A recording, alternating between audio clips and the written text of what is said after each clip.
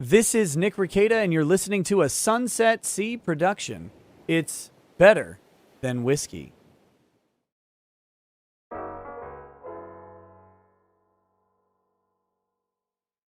Episode 24 of the Imperial Tides podcast. I am your host, Holden, and I'm joined today by my, lovely co-host, Sage Simone from the Philippines. And today we're going to be talking about the first part of a 15-hour movie, German film from, I believe it's like 1984, 1985, called Berlin Alexanderplatz. And, I guess before we get into it, I don't know. How would you summarize? How would you sum up the things that happened in this particular episode, Simone? Like what happened? Give the audience for us. Give them a quick kind of play by play. Yeah, a man named Franz just came out of the prison. He's been in prison for 4 years, and it seems like he got a traumatic experience, not only from the prison but also from what's the reason for him to be punished and sent into the prison.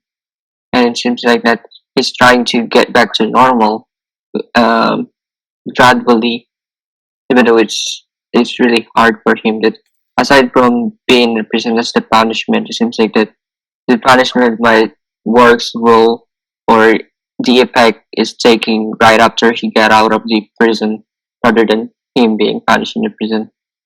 Right. And there are a lot of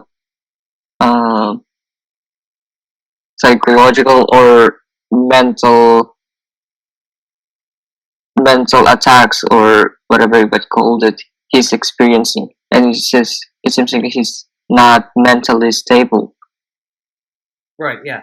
So there's this convict in Germany, in Berlin, named Franz Bieberkopf, and he's just gotten out of jail when the story starts. He's just gotten released from prison, and you can tell, he's been in jail for 4 years. He's not used to life on the outside anymore.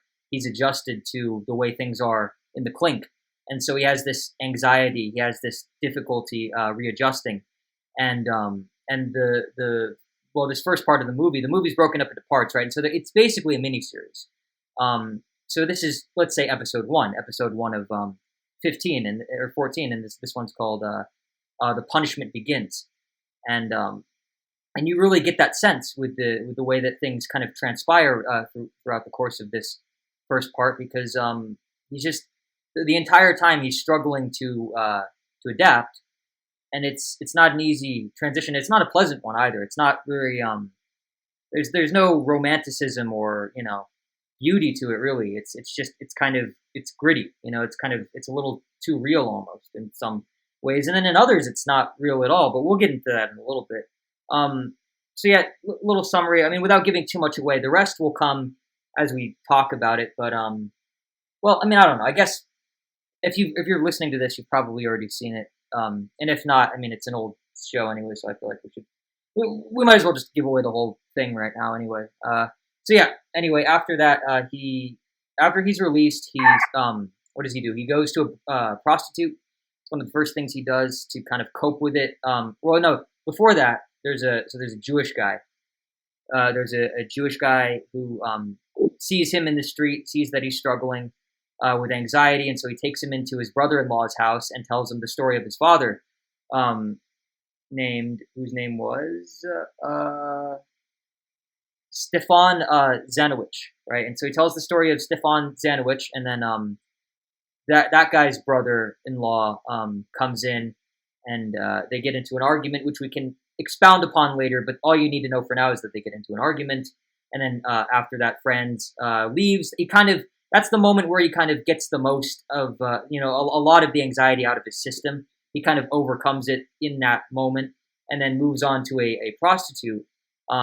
Pays her 3 crowns to sleep with her, but is still a little too messed up to go through with it, and so he leaves her instead and goes back home to his old house where his landlady is, and that's when we find out that he was arrested for murdering his wife. Actually, that was a little twist that they don't reveal that right away. They reveal it about halfway through the episode.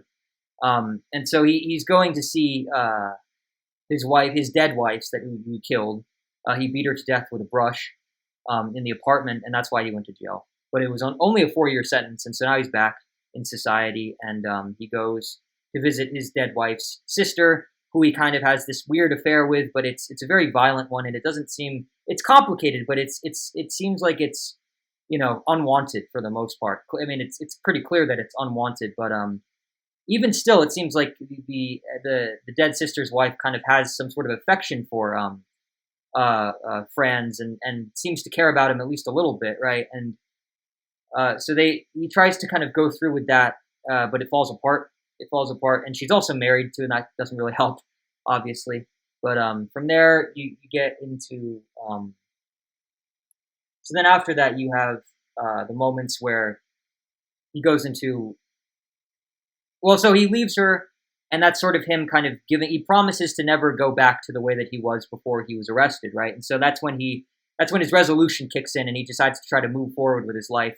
And outside on the street, as he's leaving the apartment of his dead wife's sister, he runs into an old friend who he goes out to get drinks with. They go get drinks at the local bar, and he runs into this woman, this Polish girl, who seems to have the ability to tell the future. There's something going on with her, right? And so he buys her a drink, and they end up spending a night together. And it's with her that he kind of finds a new sort of happiness. You know, he finds a new sort of resolve. And from there, he goes into, they enter a relationship. She plans to move in with him. But then the second major twist in the episode kicks in when they go to when the landlady gives Franz a letter in the mail from the police telling him that he's basically, you know, a threat to society because of what he did to his wife. And so he's basically banned from most parts of Germany and most parts of Berlin, which is the capital and the largest city, and that's where he lives. And so it's basically this moment where it's like, oh shit, he's got to give up everything that he's had. You know, this new life that he's just put together is about to fall apart, and he's going to have to go out and start all over again in some completely different place where he doesn't know anybody, you know. And so it seems like an all hope is lost kind of moment until, literally like a couple minutes later, he goes to visit the some sort of like prisoner like rehabilitative office or something, and they agree to keep him on so long as he's a good, you know, on good behavior, and he has an agreement with them. They sign it, and the episode ends. It ends with him basically being exonerated, and he can go on continuing this life that he has. But it is established as well that it's this new peace or whatever, this new, you know, I guess what would the word for it be? Like redemption is sort of being threatened already, you know. So yeah, and there's a lot to get into. But that's just a basic rundown of what happens in the episode. I don't know, Simone, did I miss anything? Is there anything you'd like to add to that? Oh, you're muted, by the way. Yeah, so that's all that I've happened. But what we are going to do now is to get into the story, or each segment or part of the story that we can dig in deeper, or decipher what it is really all about, or how we perceive it. Because in this particular sense that we just tell the story, so that's it. But there's also some artistic aspect that we can get into. Right, definitely. And so, I mean, I guess just to kick off the discussion from there, no trivia, none of that this time. Let's just get right into the talky talk, right? So, I guess as always, what would you rate this first part of the series out of 10, and why? I'll give it a 9 out of 10. A 9? Okay. I said another mark for this is my first time to see a somehow psychological movie or a series that talks about this kind of attacks or situations. I haven't really, even though that it says that it was a crime and mystery related one, I haven't seen this a movie in this, or a series in this approach. Mostly the one that I know are the common ones, the usual plots and whatnot in terms of giving away, or what is it all about.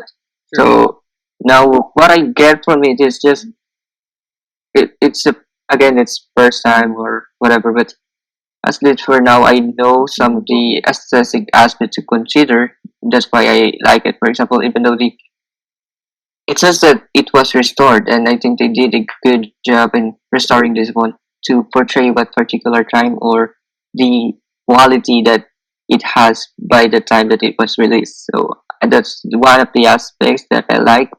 That's why I give it a 9. And it's also a good start for, even though the the plot might be the usual plot or the common plot that how these how books are written or stories are told, but it's kind of surprising for me, or I like the way that it was portrayed, that they didn't tell everything right on the spot. That it just I have a different kinds of expectation or some uh, uh guess or what happened before, how what it is, how he acts. So it turns out that those guesses are not really what the movie is. I thought that it would could, or the series is. I thought it was about war or whatever, but it's not. It's more on psychological, or how we can observe these uh, commonalities that might take place in our place. Right. Yeah.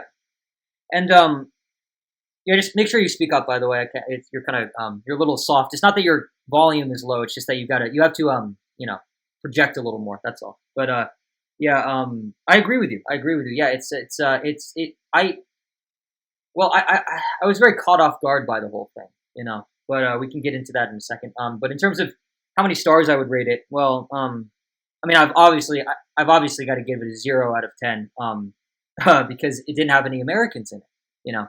As you can tell, I'm a bit of a proud patriot over here.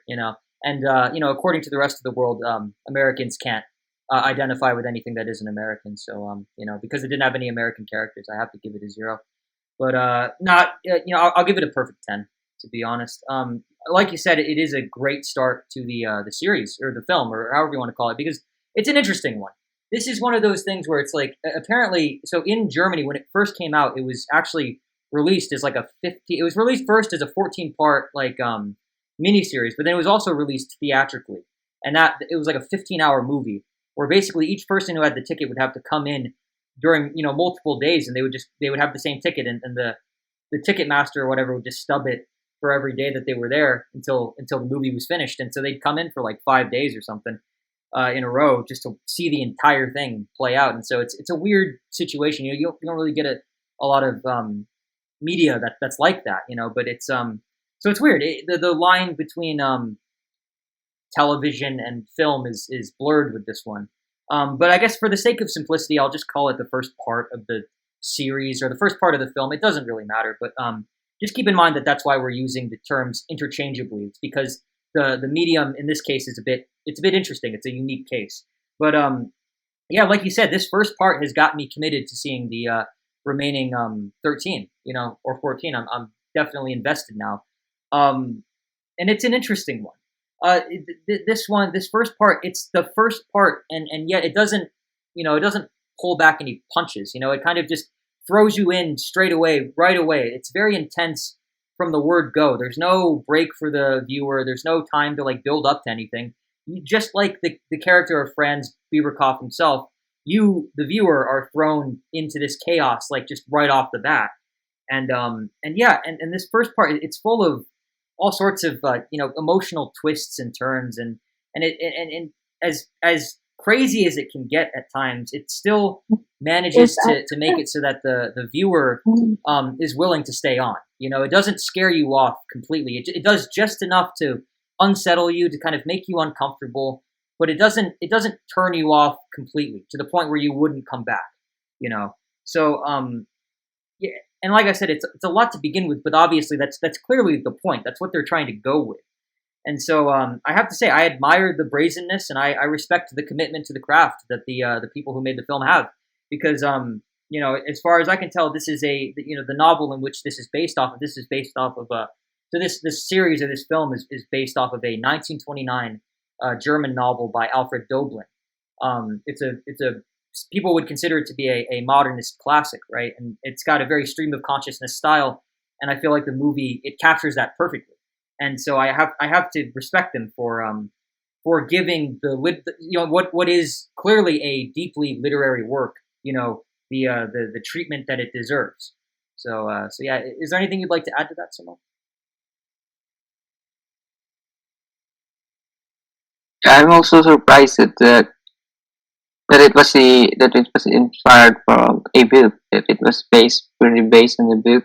And I think that is the I'm curious how this book is written. If I It might be, I might add it as my list because I haven't read that much. So think I'm curious. I want to know how these things works on the books, or how these streams of consciousness are included in the books. And it kind of gave me the experience that it feels like I might be reading or imagining things. There's a little bit of dreamy touches in this one that I get in some particular scenes. Right. Well, so in the film, I don't know about the book because I haven't read it before. But in the film, they clearly, I feel like the best way that they express the stream of consciousness aspect of it is through the weird sort of monologue that Franz has in his mind that's continually playing out as the movie progresses, right? Like he's always sort of rattling off these like catchphrases, these sayings, these adages, these little bits of conventional wisdom in his head. He's always telling himself like little motivational snippets, of monologue that are just constantly running through his mind. I would say that's one of the stream of consciousness elements that would probably is directly lifted from the book, and also the weird, lengthy, like scientific and technical descriptions. Like for example, most explicitly was when he was killing his wife with a hairbrush, and the narrator, or maybe it was Franz's inner voice, or whoever the narrative voice is in that, was monologuing over the scene as the viewer's watching Franz beat his wife to death with a brush comb. You could just hear this person in the background just going on and on about how Newton's law works and how gravity affects the human body and all that. And so we'll get into that a lot later, because that's really one of the highlights of this episode, I thought, in my opinion. Right? It was something different. It was very unique. I haven't really seen a lot of that in any of the media that I've ever really consumed before. So I thought it was a nice little touch. But yeah. So I would say that the stream of consciousness was while I can't necessarily speak for the original work itself, I will say that this film does a good job of conveying a stream of consciousness-esque element to it without, through the techniques that are, required in the medium of film as opposed to writing. So they did a good job of adapting it, because obviously with a book you can just write those things out, but it's like here, you would have to speak it, and I feel like they incorporated it very smoothly. They did it well. It feels natural. It feels organic. It's not too much. It's not pretentious or anything. At least not to me. Maybe you disagree. Maybe other people would disagree. But I thought it flowed very well. So yeah. Next question, of course, as always. After I ask about what star rating you would give it, you would give it a 9. I would give it a 10. Well, what I want to know is what did you think of this episode's technical aspects? The camera work, the lighting, acting, so on and so forth.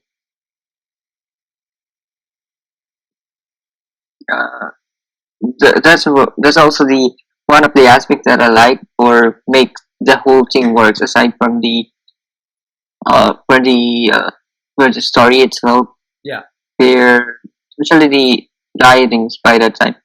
I can say that they might be limited by the time, because it was produced in the 1980s, to compare it with the medias that we consume now.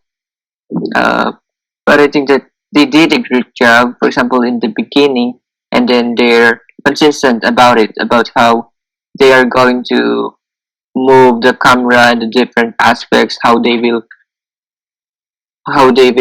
put a character as the main subject of the film, or make something out of a scene, to make something mean, to create a meaning out of a thing that might be common for this kind of movies or medias, that they are able to use whatever that they had or has in their hands.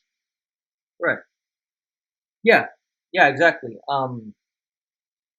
I think the way that they executed it using the behind the scenes stuff, the movie magic, was fantastic. The soundtrack and the ambience overall, I feel it really contributed a lot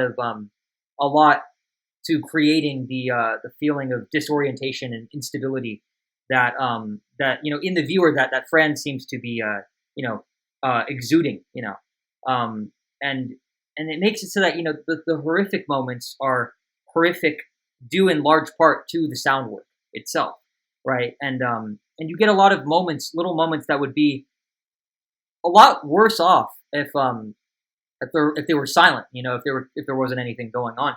Like for instance, I think one of the highlights for the sound work for me was when they were in the bar together, and there was that twinkling sort of jingly song playing off of the jukebox, because there was something ethereal about it, and that's another thing about this movie so far is that it's clearly set in some weird parallel dimension almost. The universe in which the movie is set operates under a slightly different set of rules to the one that we have in our regular reality or whatever, right? Characters act a certain way. The world is depicted a certain way.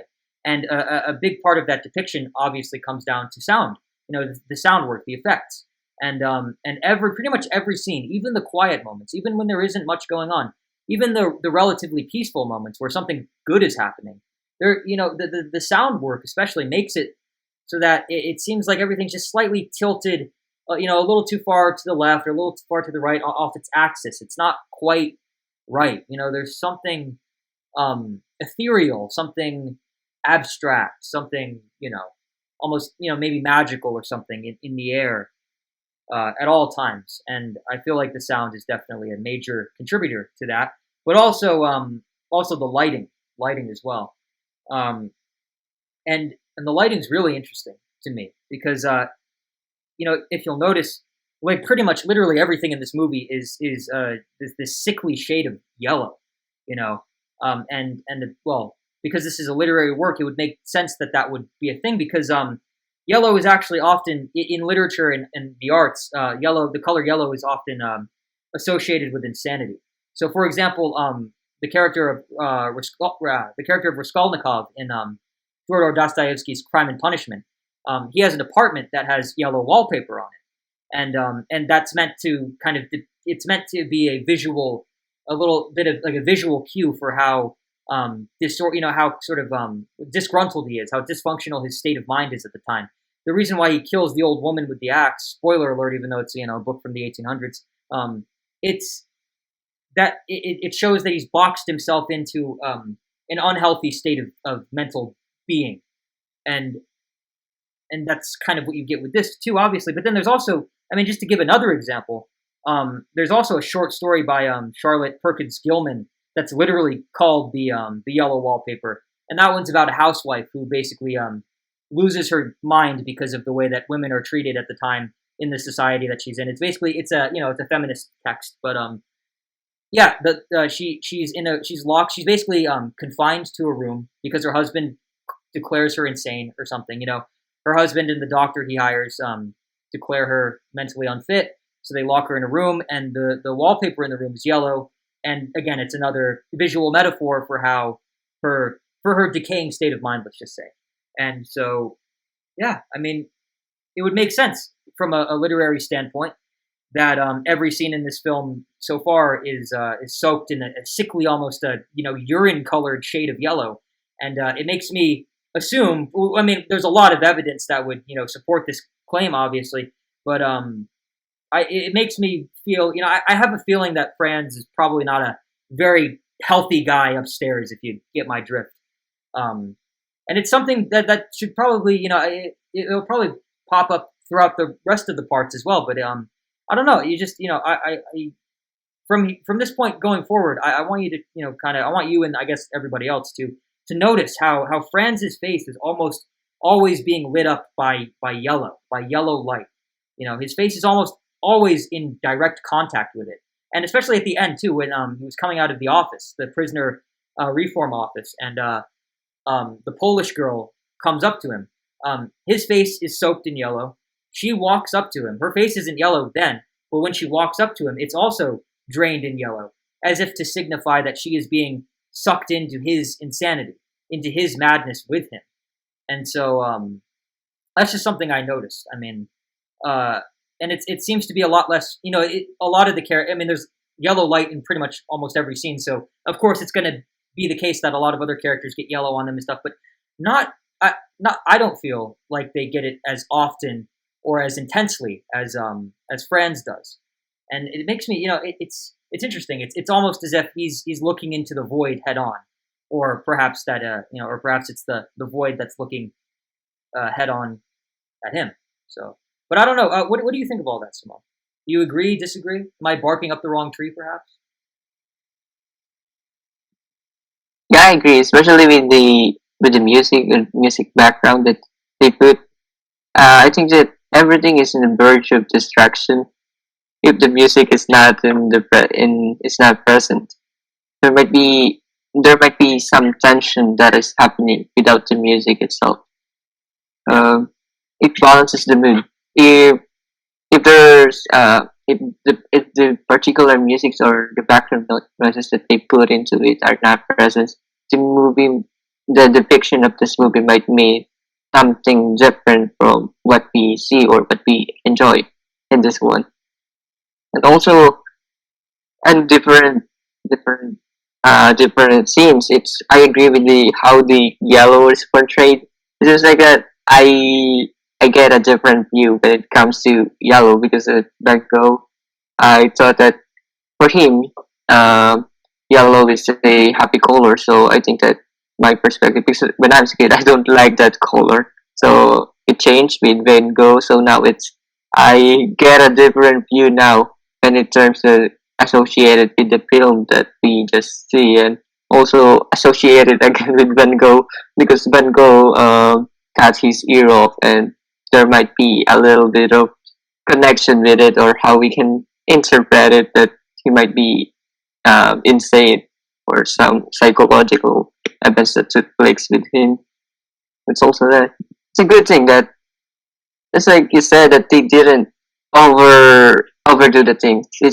It's balanced in all the scenes that we have seen so far. Yeah. I didn't.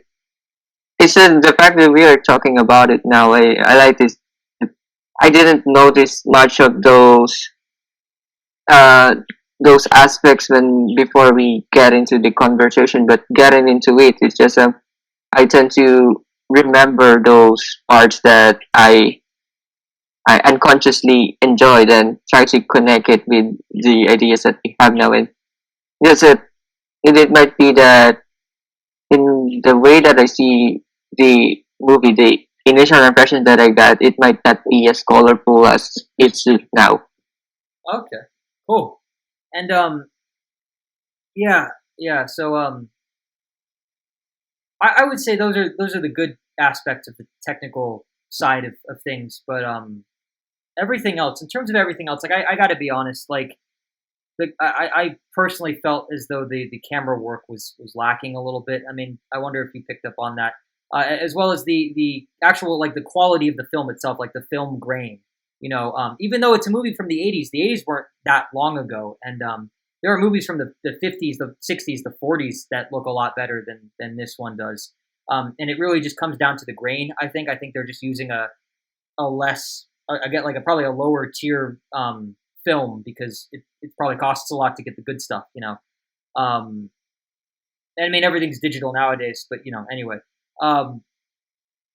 you can also make cheap digital too, cheap looking digital, but yeah, and that's just kind of how I felt about the movie, in terms of the mostly the visual side, with the exception of the lighting. I felt like the visual side was kind of a little lacking, the way they film it, the camera work, the angles and everything, it just makes it look very, very flat and lifeless at times, and almost as if it's like it's like a stage play, it's like a recorded play, like they're all stage actors and just on some set. I mean, I guess that's what they are anyway, but it's just it doesn't really work within the medium, the context of the medium of film. It looks more like a play at times, or like some weird local theatrical production or something. It's just a little cheap to me. But the sound makes up for a lot of it, as well as, of course, the acting. The acting is, I had no problem with the acting so far. The only problem I would have with the way the actors portray the characters would be more so to do with the writing itself, and we can get into that a little bit. But just to say now, like when I started watching it, I got to be honest, I didn't really like what they were going for at the beginning. I thought Franz was kind of annoying. I thought everything was sort of melodramatic and exaggerated, and it just felt very fake to me. But the more they went into things, the more they developed stuff. I started to see it. I started to appreciate it a little more. But it's very off-putting at first. But I wouldn't say that that's the fault of the actors. That's more so the writing, the script writing, and then also the writing of probably the novel itself, because it is from like 1929. And like you said earlier, this is a very sort of it's a very like kind of common story so far. It has a lot of those very popular themes from a lot of the literature of the time and the period in which it was written. So it would make sense that it would be a little jarring to a modern viewer. But yeah, that's just the impression I got. And maybe it was the combined effect of that and the fact that it's it's a weird case where it's like a 15-hour movie, hour-long movie, and it's also German, and it's all kind of foreign to me, and so I'm trying to adjust and get used to it, and that's the feeling that Franz seems to have too, and I love that it's perfectly aligned like that. I love that it corresponds. There's something to be said about that, because like a mediocre story, or well, let's just say this, like a cheap production can be saved very easily with good writing, And to make a comparison, I guess, you and I have seen this, Simone, but it was the show. It was The Charmer with Nigel Havers. That was also another, like, it was a 1980s English like television series, miniseries, right? And that was adapted from another novel, and that novel was from, like, I believe the 1930s. It was a series of crime fiction, right? And that one, it was very cheap. You could tell it was TV quality, and it wasn't American TV quality either. Too, it was European TV quality. No offense, but from the 1980s as well. So it was older, but the writing and the characterization and the way that the actors pulled off their, did their jobs, that keeps it from being, cheap, because it's artistically rich. It's rich in substance. It's what it lacks in execution, it makes up for in substance, I would say. So yeah, and just and to, I guess, follow up a little bit on that point I just made about how disorienting this movie, Berlin Alexanderplatz, is so far. Yeah, I'm conflicted about it. I'm a little conflicted about the tone, but I feel as though coming out of it now that I've seen a full part, I think the confusion it's definitely an intentional part of the movie, but it's also a necessary part. It's necessary to have that be an aspect of the experience of watching the film. So I don't know. Anything you'd like to add to that, Simone? Yeah, I think that it might not be intentional or something. Some of the camera angles or how they portray it. I think that's why I like it, because I think that they're trying to portray it in the way that it might be to alludes or appeals to the one that who watches this movie, and that's why I appreciate it, because even though that it's flawed, I think that I get how they wanted to portray, but there's a little flaws on how it came out or how they did it. Right. But I understand those part, because I might not be capable of doing those. But in other words, that some of the aspects that you might notice in this one, it might be intentional or something. Just compare it with the Charmer, as you said that it was a cheap production. It might be some of those aspects that they put into that piece of media might be intentional, given that you say that it's cheap. And from this movie, what I get from it, that those, even though it might be, we might take it intentional or not intentional, but it adds up to how we can talk about this, or how we can mean much more on what the movie is all about. Yeah. Well, and I think that yeah, go ahead. It gives a different perspective, a lot of perspectives to look at. Right. Yeah. And so, well, I don't know. Do you think the flaws outweigh the good aspects, or do the good aspects outweigh the flaws in this case so far, from what we've seen?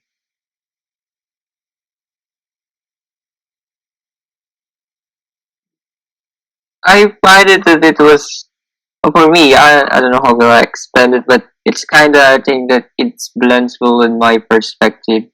That even though there's are flawed, or because the flaws and the good side of or aspects of this movie, it seems like that it happened at the same time Yeah. as it is was taking place. So I think that those balance the thing. It's kind of blend for me.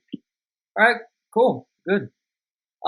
Real quick, I don't want to derail the conversation or anything, but if you wouldn't mind, can you like adjust your mask a little bit? The shape's a little kind of wonky. I don't know. It's kind of yeah. And then also just if you would like just tilt your laptop screen a little bit so that you can get a little more of yourself in the frame. That's all. I don't want to go on and on about it, but yeah, I agree with you. I agree with you. The it does a good job of you kind of get all of it at once. I don't think so far it's been very balanced. I don't think there's been a moment where like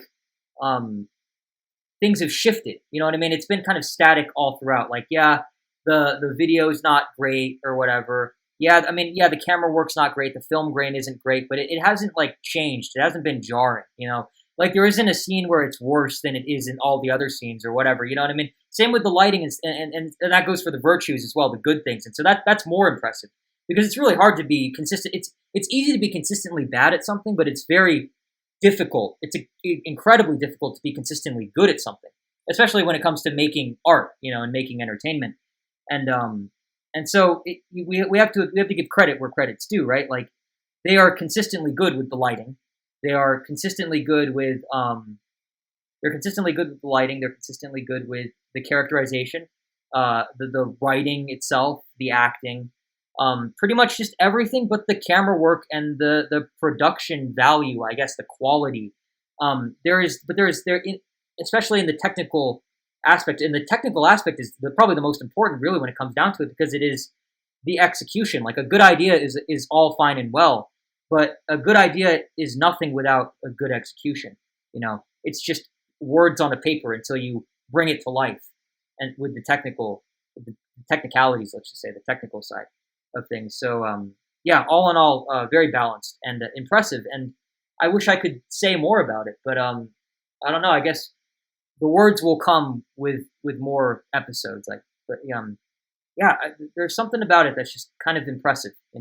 Singularly impressive. It's unique, and I want to be able to fully appreciate it, but I'm not quite there yet. But so yeah, I mean, I guess now to dive into of course the meat and potatoes of this episode itself. I don't know, Simone, what do you think of our hero, Franz Bieberkopf, so far?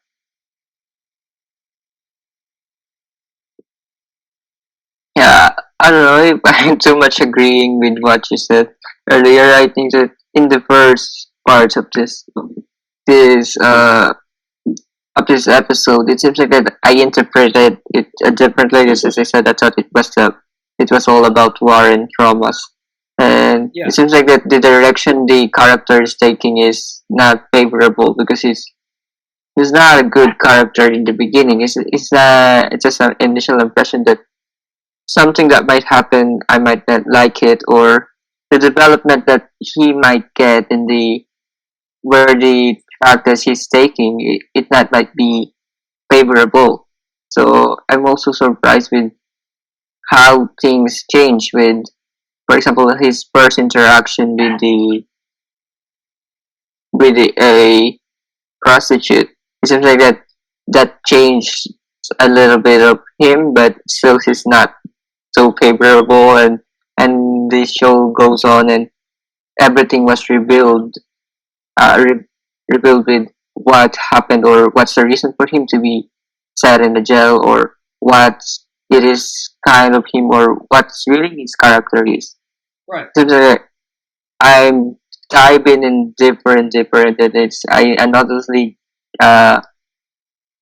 notice or the just as you said, it sucks you up, or it really you're not. You didn't. I didn't notice that I'm getting too far, or I'm liking this whole thing. I unconsciously do it. The same with his character. He's not. He's not in the beginning. Oh, I won't like this character, and then when things are changing, I also say, oh, that's how it is, and I think it's really a good one, and it gives me a hint of what might happen given those changes of events. Yeah, yeah, exactly, exactly. And yeah, there's it's really interesting, isn't it? Like because I mean, obviously, it's true that we as human beings, for whatever reason, first impressions are a really big deal to us. The first time you meet someone, that's probably the most important, right? And so that's why when you go to interviews and stuff, it's emphasized that you give the best possible first impression that you can, because that first impression will then color all the rest of all the other impressions that come after that. So like even if so like because that's just how it is. It's like for whatever reason that first encounter kind of holds the most significance to us. It's just it's center in our mind, you know. Um, and so it's like even when you make a bad first impression and then follow that first bad impression with a lot of good impressions by making up for it and doing doing better or whatever, doing the opposite of what you did the first time, people are still going to think of that first time. Like that's where their mind is going to go, and you're always going to be defined by that. So even when you're good, it's like you're good in comparison to how you were before, and it's surprising that you're good, and it's kind of hard to trust that you're good because you've already proven to people, whether it's true or not, you've already proven to people that you're capable of whatever it is, laziness or tardiness or rudeness or awkwardness or whatever it was that made the first impression bad. People are always going to define you by that, right? And so it's interesting that the novel and that this movie starts out by giving us this horrible impression of our main protagonist. The person who's supposed to guide us through this world and everything. I mean, we're expected to sit down with this person for 15 like whole hours, and a whole book too. So it's like, well, I don't know. It's very interesting why you would get this, why they start out by having our hero, or let's just say, I don't know if he's a hero or not, and I don't know if the movie wants you to think that he's a hero or not. We'll get into that in a little bit, but I think the tone is very neutral when it comes to that. I think it's not necessarily a moral work so far, and if it is, it's definitely not trying. It doesn't seem like it's trying to make us sympathetic towards our main character. It's more so that he's just who he is and that we're following him. It's weird. It's like he just so happens to be the main character, and we just so happen to be watching him as an audience. It doesn't. It's like a fly on the wall experience. It's like you kind of almost feel as though you're not really supposed to be there, but you are, because obviously the whole thing's been curated. It's a work of art. Someone wrote out every single detail of that, so it's impressive. It's impressive that they can convey that, that Doblin could convey that feeling of sort of, almost disconnect and organic. It's abstract, but it's also organic, and there's a lot going on. There's almost too much to unpack, but it's interesting how it has that fly on the wall experience. Almost that unintentional depiction, let's just say. And yeah, and it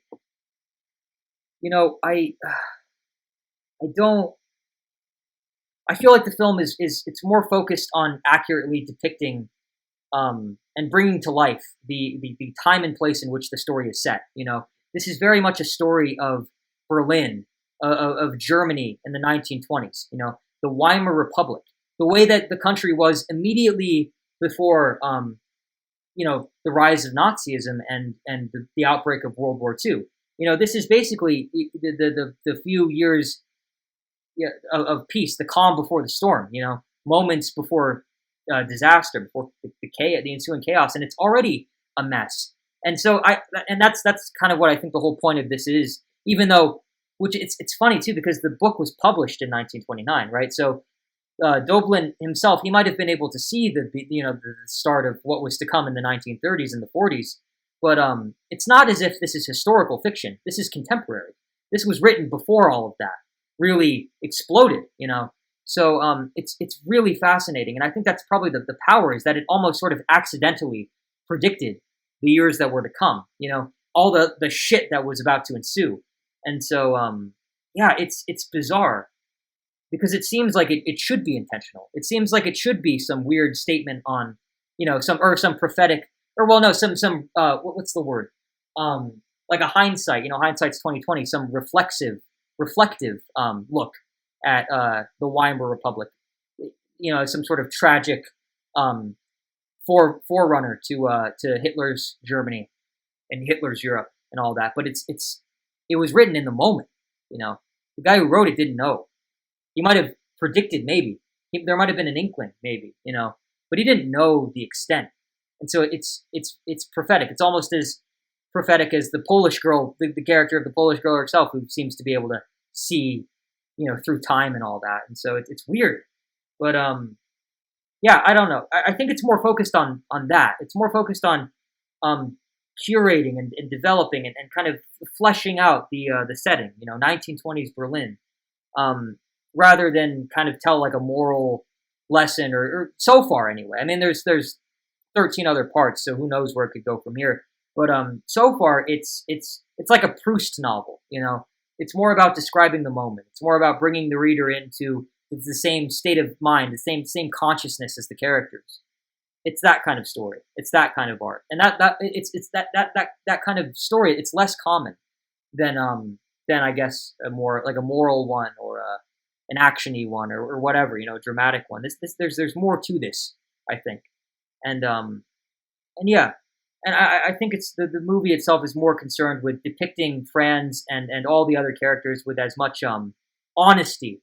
Maybe not realism necessarily, because if it was strictly realistic, you wouldn't have these abstract, ethereal moments. You know, you can't have those if you're just going to be 100% grounded.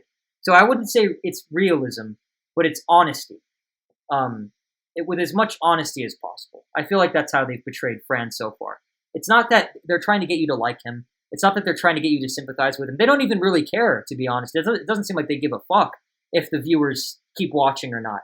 It's going to tell its story anyway. Things are going to happen no matter what. The character's going to act the way they are because they're going to act the way they act because that's the way they are. It's just true. It's just true and inherent to their natures, I suppose. And that's the impression I get. Is there anything you'd like to add to that, Sunil? Yeah, I forgot to tell this in the beginning, or when we're talking about the music or the background. I thought that aside from how the film uh, is shoot or how they record things up, is also there something in where everything takes place. There's something in Berlin, or there's something in Germany, or the German people that is connected with how they get the most or says these things up, or for example how it becomes an element unconsciously that they might it gives, aside from how they depicted things up, it has its own meaning on its own, or it can stand alone, or you might get the same kinds of impression with just the given place, or try to get a grasp of what this place is all about. Yeah. Yeah, exactly. And it's that's another thing too, is that it's a uniquely German work. You couldn't see this kind of story told in any other country. It has, and it's not necessarily the story beats or, you know, the themes or whatever. It's not that. It's the character. It's the flavor. It's a distinctly German flavor, you know, or Germanic. Maybe you could see this in Austria, maybe Switzerland. I don't know, but I just, you know, you can tell the place it's from. You can tell that it pops out. You know, it pops, I would say. But yeah, so to follow off my question about Franz, of course, at the beginning, like we've said, he's struggling to readjust. So, Simone, would you say that do you think that his struggle to readjust to life on the outside at the beginning of the film of this episode, do you think it's believable or not? I don't know. What are your thoughts regarding that? I think that's That's why I get a different perspective or a different initial impressions with this character or how it will turn out, because it's kind of a bit over dramatic in the first try that Yeah. there might be, for example, when him coming out of the gate, it seems like before he's handing out all the documents to get out of the prison, seems like that things are okay. He just has a little bit of doubts and whatnot. But Right. when he get out of the outside the gate, it's just up the gate or face the reality that he's been that he missed for 4 years in prison. Seems like that it's been really sharp. It just I didn't. There's not a the initial signals or the things that take place before that doesn't prepare me for what is going to happen. It's just too over. It's just surprising in maybe in an odd way because it signals a different views or initial response with this. Yeah. And like I said before, I feel like I kind of already answered this one with the other question, but yeah. I mean, it's just like I think it needs to be that way. I think it needs to be like just full on 100% balls deep. You know, it's like let's just throw the viewer into this fucking mess of a situation, and let's have our hero, our central figure, our central character. Let's just have him be in the midst of like probably like the lowest point in his life at that at that moment, and let's go from there. So that we build off of that. That's the foundation. It's very important that they did that, because that's going to color everything that comes after it. And so, it's a slight thing, but I think it's nothing short of genius. I think it's a nice little. You can tell that there's something masterful about it. Not to suck the movie off for too much longer, but yeah, I mean, I like it. Little things like that, little things like that kind of make or break these kind of deeply literary, deeply artistic works, and so it's good that you get that right at the starting gate. But yeah, so then I guess my next question to follow that up with would be I don't know, why do you think prisoners get used to life in prison? To the point where they are like pretty incapable of adapting to regular life. How does the psychology behind that work exactly? Do you think? I mean, speaking as a layman, obviously, I mean, neither of us are qualified to really speak seriously on psychology, but just as a casual viewer, I mean, how do you think that all works? Like, why does that happen? Why would anyone be scared of the real world? Why would they prefer jail? Literally a place where you're supposed to go to be punished, to the free world outside, freedom on the outside. The way that I see it on the news, I think that maybe the prisons in the US or where Franz was admitted to or spent his 4 years in behind the bars is much way better than we have here in the Philippines because it's overpopulated right now. But I think that the way that even though there are some people that might not like the jail, but unlikely to like the jail because they might not be paid in there. They didn't do that much of a crime, but prefer to live there because of some experience. Because we have different perspective with things or something. It's just these the prison might give them the place that they wanted to have or the experience that the reality lacks. It seems like that it is the maybe the literal version of being in prison. Because it's being in prison. The imprisonment that you are away from the reality that you're running away at, or you might get burn up or a different side effects of the reality that made you insane. It is this one.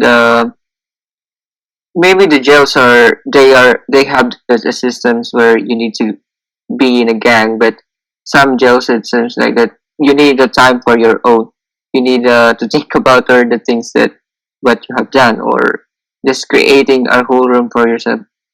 Just so that's what it gives, or I think that's what or other people get from it. Yeah, yeah, and yeah. there's a movie. I'm sure you know it. It's one of those movies that kind of it's one of those movies that it seems like everyone knows almost, and it's called The Shawshank Redemption, and it has Morgan Freeman in it, and it's a movie about prisoners. It's about a man who is wrongfully imprisoned for the murder of his wife. He didn't kill his wife. It turns out to be a spoiler alert. I mean, it's a movie from the '90s, but it turns out that a local serial killer killed the main character's wife and the man that she was having an affair with.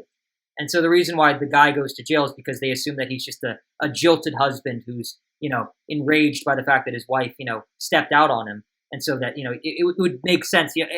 All the signs point to him, but it ends up being this very unlikely case that, yes, there was a local serial killer who just so happened to come upon those two while they were getting it on in like a barn somewhere. And so he killed them. All this to say, anyway, long story short, the movie is about that guy's experience in jail. He eventually breaks out he literally spoons out a tunnel and gets, escapes, goes to Mexico with Morgan Freeman, who was freed. And so I guess he literally is a freeman in that sense, but a free man. But that's a major theme in that movie is sort of the difficulty that prisoners have to adjust to life on the outside. Before Morgan Freeman, there's an elderly white guy, this one prisoner who's been there for years, decades, and he finally gets out and he gets this job. He gets a job at a grocery store and he's living this normal life and everything, but he can't adjust. And so he hangs himself. He kills himself because he just can't take the stress that comes with being free again. He got so used to the rhythms of prison life. He got so used to the trauma. It's a form of PTSD. It's like going to war. You get used to war. You can't really go back. Nothing's ever the same afterwards. You can't just return to civilian life and the way things used to be. It's not, you can't put yourself back in that box, I guess. And so, and that was the big struggle with Morgan Freeman, whose character, his name is Red in that. And he's afraid that he's going to end up being like the old guy and kill himself too. And it's only because the main character's name, I think it's Charlie. And I forgot who the actor is who played him, but Charlie tells him, he's like, make a promise with me, I'm going to get out of here eventually. Don't kill yourself. That's what he tells him. Do not commit suicide because I'm going to meet you in Mexico and we're going to live the rest of our lives. We're going to be friends. We're going to be free together. And so, Red makes that promise. He agrees. He keeps his side of the deal. And if it weren't for Charlie, he would have killed himself. Years go by and he stays alive because of that, and it's only through the friendship, through the support that he's able to keep on going, but if it wouldn't have been for that, he would have died, and so, yeah, it's a really powerful movie. It's one of the best. It deserves to be as well known as it is. But it definitely ties into what's going on here with good old, Franz, right? Because, he's not all there yet. His mind is still in prison for like the first half hour of this episode. He just doesn't know what to do. He's completely inconsolable, and he's sweating. He's got a panic attack, and I also think this connects to the practice of solitary confinement, which is obviously in prison. It's when you really fuck up. It's when you fuck up in prison. You basically commit a crime in prison, I guess. You get thrown into a special shit cell where you can't see anybody. You don't get any sunlight or anything. It can drive people crazy. It's very isolating. It's a very psychologically damaging experience. And so I think that's what he was doing when he was hiding his face in the carpet at the Jewish guy's house. He was trying to kind of recreate that because he'd gotten so used to it. He had his survival instincts had made it so that he adapted to being that way. And so I think his mind was still there. But yeah, what do you think about all that, Simone?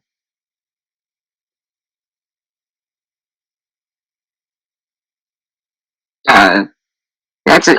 It's to say that I'm able to get back or to look back or to what's really happened. It's just I tend to focus on how things change, but not exactly on how things get into the points of turning points or events. Yeah, there's also a powerful scene in this part, I guess, that where he meet the Jewish guy, and seems like that he's really hiding. He's in the deep fear or trauma of what is going to happen, and the Jewish guy is telling some stories that he probably about his mother, but it seems like it was quite made up.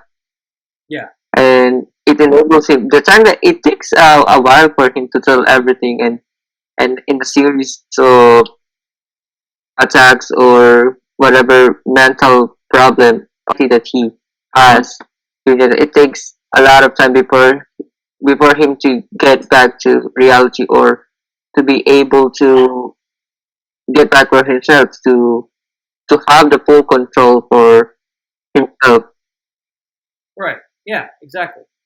And well, and that's the next thing I wanted to ask you anyway was what did you think of the story of Stefan Zanowicz? That's so the Jewish guy who takes Franz in, his name is Nahum Zanowicz, and his father was Stefan, or grandfather, I can't remember.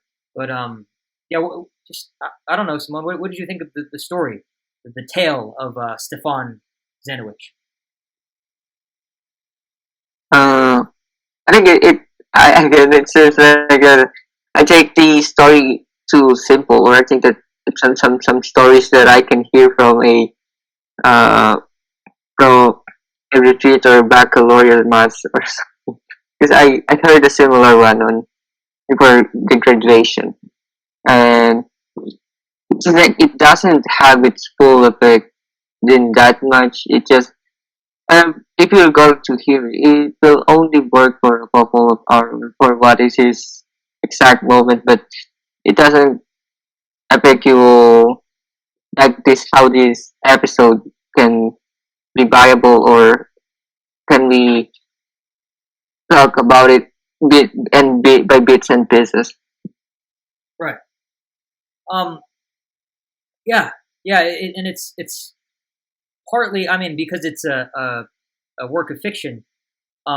They take from real life that same sort of thing like that you're talking about. You know, this sort of weird, boastful, familial, like traditional kind of like, hey, this is the tale of my dad or my grandfather. You know, he was this great man who, you know, traded all these, you know, he was like he cheated at card games and he was a millionaire, and he went from a bum to a, you know, one of the richest people in the country, or, you know, it's just one of those kind of tall tales that people like to tell sometimes. And it takes that real aspect of it, and then it also it combines it with the sort of the artistic, I guess, meta aspect of, well, that story and sort of the weird insanity behind it or whatever. Just, you know, it serves as the catalyst for pulling Franz out of his own manic state of mind. You know, it gets him out of his own sort of mental, psychological strife or fervor or whatever it may be, and forces him to kind of look the world straight in the eye again. You know, and kind of readjust, recalibrate, because it kind of sets him straight somehow. You know, it has this correcting effect on him, and Nahum, as eccentric as he seems to be, he really does prove to help him in the end through that.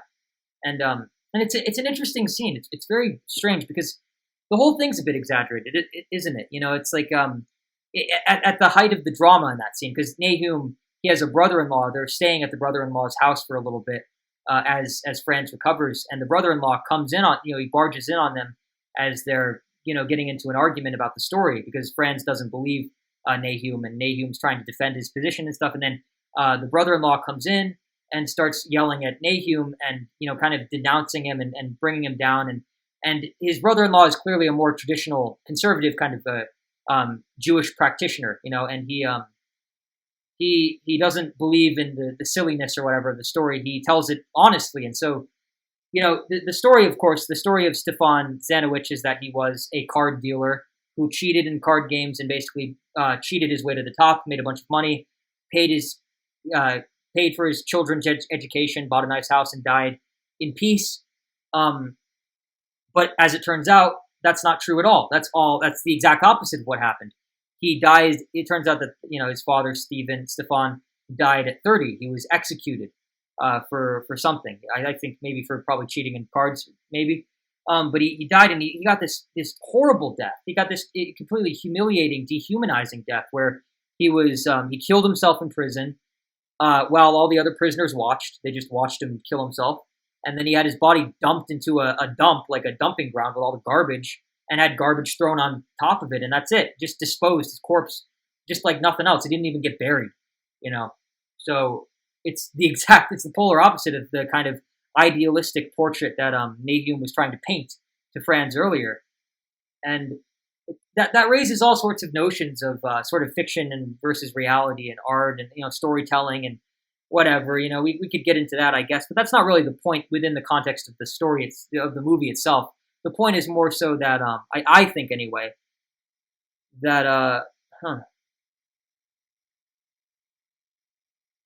that I guess it connects to Franz in a very interesting way, because I think I think at the core of Nahum's version of his father's story or his grandfather's story was that the moral is that you have to be unconventional in order to be successful. Maybe, that going against the grain and not conforming to society's standards, or being, just being a little different. That maybe can reap unexpected benefits in the long run.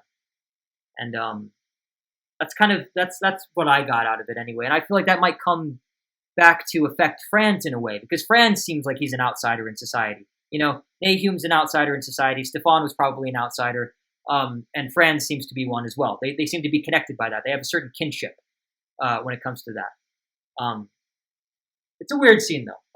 It was a little exaggerated. I didn't like it at first because I didn't like how, right as they're in the middle of their argument, there was like a thunderstorm in the background, and it's like, of course, like right now, of course, there's going to be lightning. It's like it felt like it was just a little dramatic flourish or something. Just like, oh, look, we're setting the scene. But I think it makes sense, because this story is abstract anyway. So it would, I almost like to think that the sudden thunderstorm is just Franz processing these things.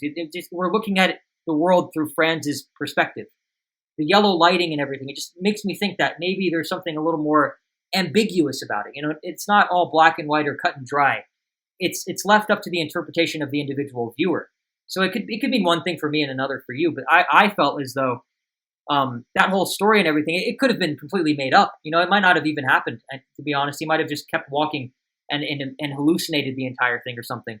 I don't really care. The point is that it seems as though they're setting up that weird things are going to happen to Franz, basically, because weird things happen to Stefan in Nahum's imaginary view of it. I don't know. That's what I got out of it. Is there anything you'd like to add to that? Yeah, I remember watching that part. I said that I jot down some of the ideas that I got, or similar scenes that I watched before for some crappy Filipino horror movies. I thought that it has the same overacting in that part where the lightning strikes and it gets a little bit of dim and dark. It's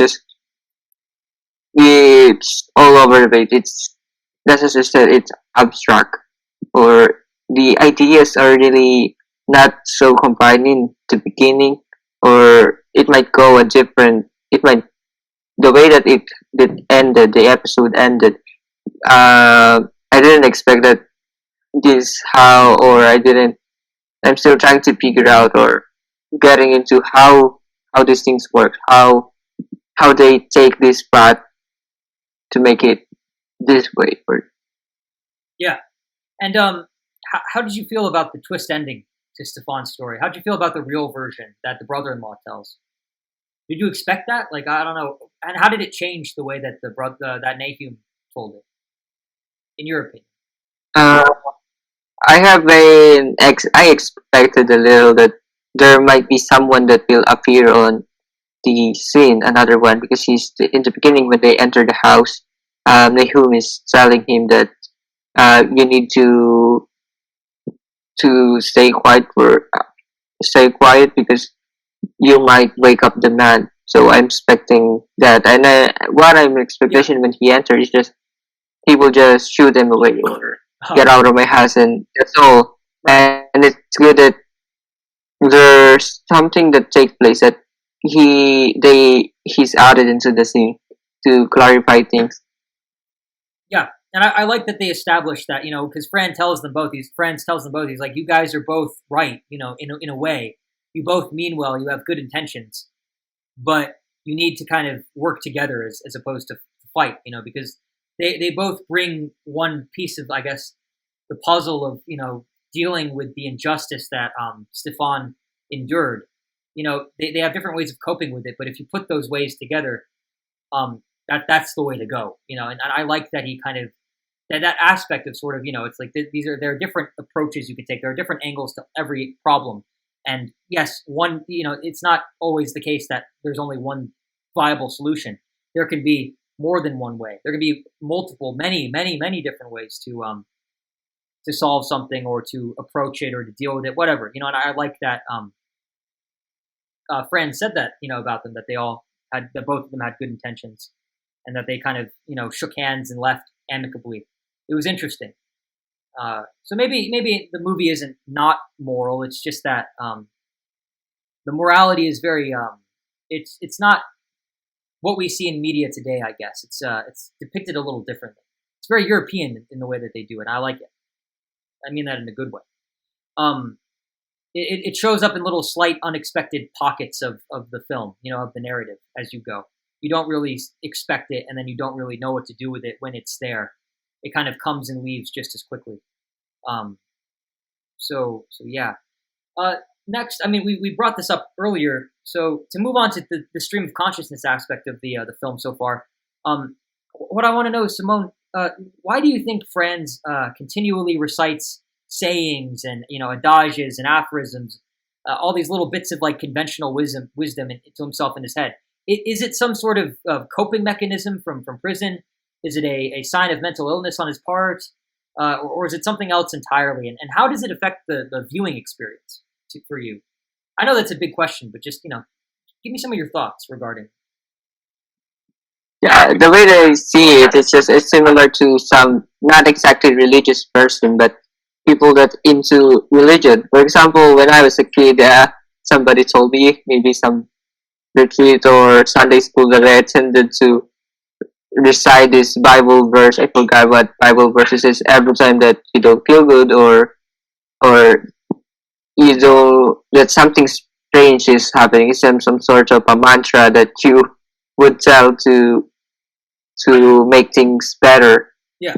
So that's how I see this. It's just it enables you. It changes your psychological state in that way to cope up with what really is taking place. And in his in France perspective, or what happened in France, is those things that he's mentioning, it's much more deeper, or the way that his mental state during that time is really different from how a usual impulse or change of situations take place. Yeah. And then we can also notice this, that from the beginning, those particular scenes are different, or the way that, or the different words that he's saying is much more intense compared to how it goes from the time of the screen time of the film, and also how in the end it's just though we didn't see that much of those lines or voice in the background. Right. And I didn't think of it that way. That's interesting. Yeah, it is kind of like he's reciting prayers or mantras in his head. Little spiritual advice for himself, kind of just to keep him grounded, to keep him anchored, so that he doesn't go completely off the deep end. And so maybe the voice is the scrap of sanity that he still has left. Maybe that's the sane part of him. Maybe the unconscious or the subconscious trying to keep the rest of him at bay, because there does seem to be this chaos in his brain. Like he doesn't seem to be a mentally suited, well suited kind of guy. Like anyway, even before he was arrested, he was. I mean, obviously he got arrested for a reason. He beat his wife to death with a brush. It's like this guy is not like all there. He's not super stable, and so yeah, maybe that voice is the voice of reason that I guess we all have, right? That's the sane side of him trying to keep the rest at bay. And it might be interesting to see, maybe the movie ends with that voice kind of getting drowned out by the chaos. Maybe that voice loses his little Jiminy Cricket, his conscience or whatever you want to call it. But yeah, it is definitely a spiritual or religion. There is an aspect of religiosity in there for sure. Yeah. Okay, so next question. This is something weird too. Another thing that sort of contributes to the abstractness of the viewing experience overall. It's like, I don't know, Simone. What I want to know is, and this is kind of a long question, so just let me get it out first. Simone, why does everyone seem to go out of their way to do things for Franz? You know what I mean? Like, for example, first the officer at the prison sort of holds his hand through leaving for the first time in 4 years. Like, he goes out of his way to be extra nice to him. I thought because it was like, this is the 1920s, people are a lot rougher or whatever. They don't really care about, hurting people's feces or whatever as much as people do now. Everyone's super sensitive these days. I figured because it's the 20s, a long time ago, maybe not too long ago, but a while ago for us, I didn't think that they would treat him as humanely as they did. I didn't think that they would be as patient with him. But the prison guard was, and he didn't really have any reason to be, but he did. And not only that, but the prison itself is really nice too. Like, it's in like this beautiful country area, and it seems like the facilities are well maintained and stuff. It's like, it's not like awful. And that's the weird thing about the European penal system or whatever. It's kind of loose, and we can get into that in a little bit. But yeah, I just noticed that it's really like, it's a lot nicer to obviously like American standards, and I'm sure like Filipino standards as well, and just every other part of the world that isn't Europe, for the most part, pretty much. But yeah, so the guard kind of holds his hand, and then Nahum invites him to his brother-in-law's house, who he doesn't really get along with, so he's kind of putting himself at risk. He's going through all this effort for a total stranger, someone he doesn't even know, someone he just runs into on the street. So that's like a really nice thing to do. It's like, why are you being so nice to him? And then after that, I mean, even the goddamn prostitute that Franz pays 3 crowns to sleep with, even she sort of like goes out of her way to treat him like a VIP client. Even though he just pays the usual fare and everything, it's not like he like give her extra or anything. And she does that. She like kind of like treats him like I don't know, like a premium paying member or something, when instead of just like kind of, I guess, not to be crude about it, but instead of just like, I guess, bending over and taking it or whatever, just getting it over with, it's like she has this whole system and stuff. Like, there's this whole kind of like role play or whatever. This whole thing that plays out. It's not just a cut and dry, hit it and quit it kind of situation. So that's a lot of people. And yeah, what I'm wondering, Simone, is what is it about Franz or the world that he's in that makes it so that everyone is extra tolerant about people like him, who may struggle more than the average citizen? It seems like everybody likes him,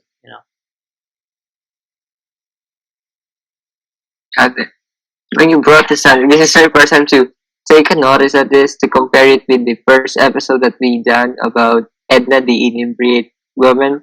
Seems like that everyone, it also takes place in Europe, or the European people is present in that movie, or yeah. So to compare, it's just everything is wrapped in that particular movie, just to the culture. There's going to be the rapness that you're talking about. So those are not present in this series or this movie that we are covering now. It's just it's good that we cover this up. That I take notice of this. Right. But to getting back to it, it seems like that, just like you said, there's something magical in each scene that they portrayed, the way they portrayed, especially the music, the shades of yellow that they put. It adds up to the magical aspect or the fictionalized aspect of it. So I want to relate it to how this, maybe the treatment, maybe the how the movie goes or how it was portrayed. it was portrayed in a particular perspective, probably Fran's perspective or someone, an entity that who's telling the story. But for now, I'll take it for Fran's perspective.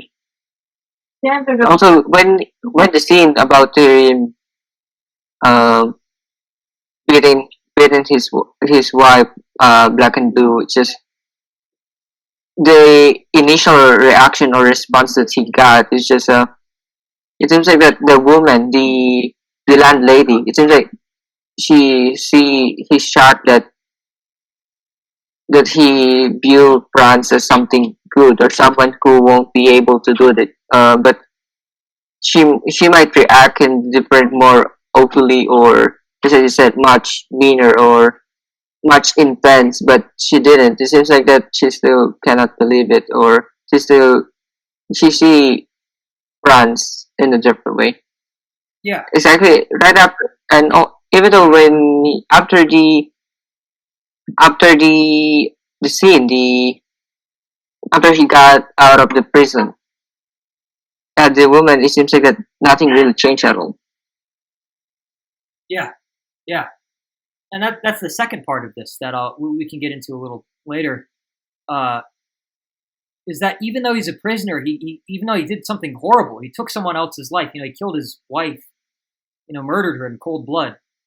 Even though he did that, he still has his life back. He can go back to his normal life, his ordinary life, just business as usual. His reputation isn't really ruined. Everyone's in his social circle still likes him. He starts a new thing with this Polish girl. He's fine. I don't know. There's something surreal about that, and we can talk about that in a little bit. But yeah, that's the second part of this.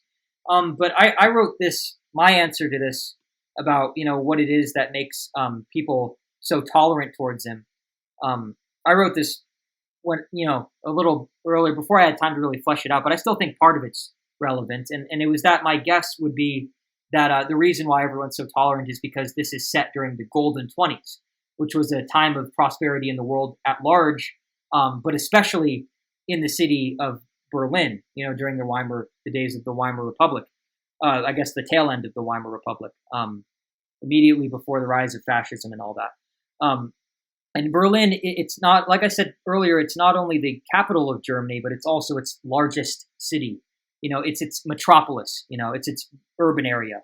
And so, yeah, I feel like in general, the 20s have always been depicted as a time of naivety, hedonism, and excess, with the high-spirited partying of the decade, of course, leading into the sobering reality of the economic depression of the 1930s, followed, of course, by the horrors of the century's Second World War a decade later in the 1940s. And we talked about that already. But I think a contributing factor at least could be the time, the environment in which the story is set. That could make it so that people are more willing to be tolerant towards those who may not be as with it as the average person. But yeah, I mean now to take a really dark turn, because the episode it gets dark pretty quickly. It's kind of in like the third quarter of its runtime. But Simone, what did you think of the scene where Franz he assaults Mina, who is the sister of his dead wife? He forces himself onto her, and it's a very unpleasant scene. It's super violent and just ugh. But it's the scene where you realize that Franz is not the good guy. He's not a good person. What'd you think?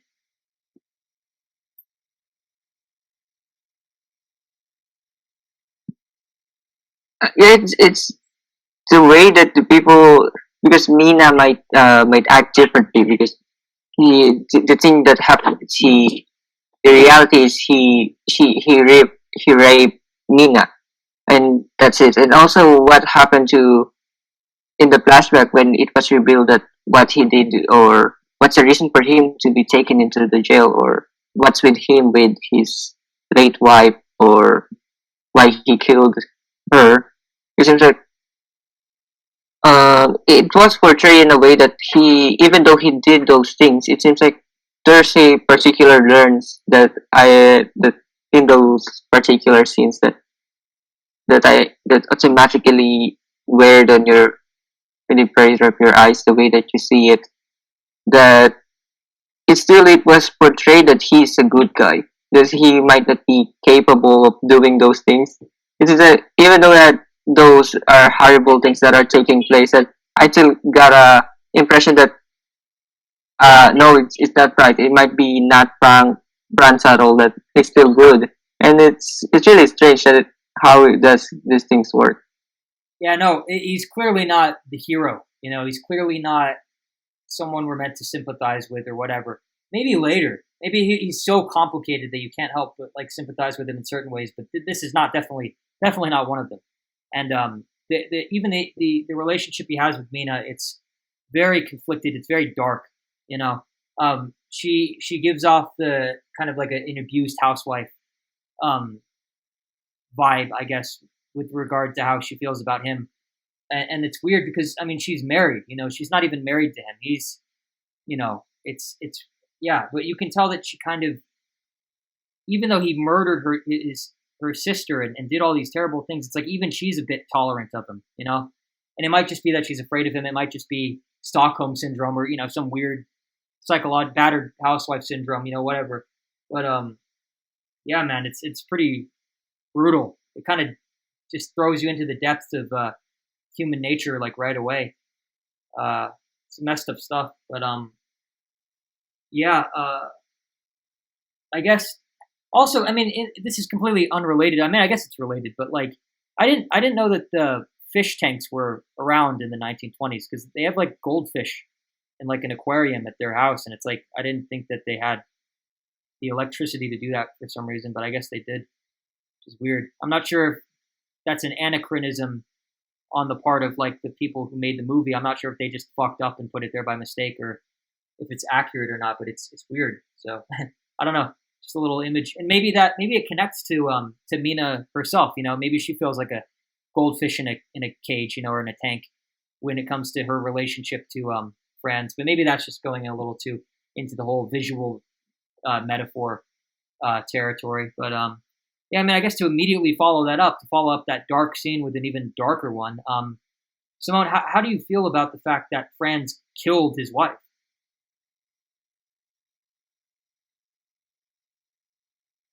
Uh, I don't know how would I react or the series of events that take place. It seems like for him to do that, it seems that his his wife is a bothered wife for the series of actions to take place. Is because she was kind of used to how things goes or how it was portrayed that she's used to it or she's fed up that way. The reason for her to leave him, and it really how it was portrayed. It's really brutal. Uh, Smashing her ribs with a butter, and then beating her to death with all his face. Maybe there are some flaws or how her face is portrayed. There, it might be her teeth might began with a lot of beatings that she received from her husband. It's just, but the scene that to consider the scene is just it might be for some kids it might get some goosebumps or but the way the camera I think it's really something that is there in the way that it was portrayed. The particular lens that they use or the shades of yellow that it is that and even though that things that are taking place are not really acceptable, uh, kind of sympathetic in this in France is the character of Van France and it's not a hero, that's as you mentioned, but uh, there's a particular reason or element that gives us this impression that he is. Right. Yeah. And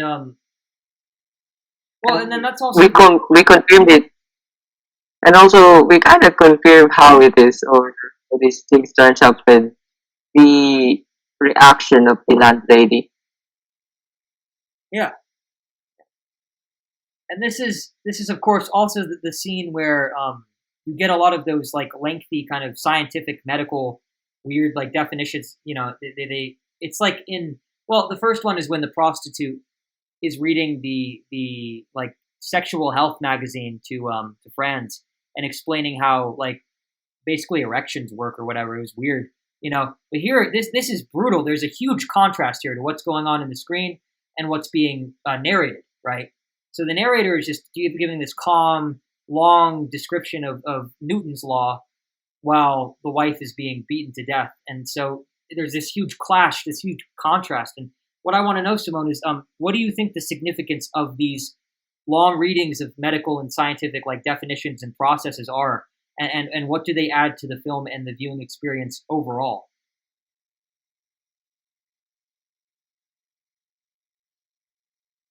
Getting back to the what happened with his wife, and after the scenes, there are two formulas, scientific formulas that are played on the screen. It gives maybe a formula or how these things, or a scientific interpretation of how things, or what are the flaws, or what is the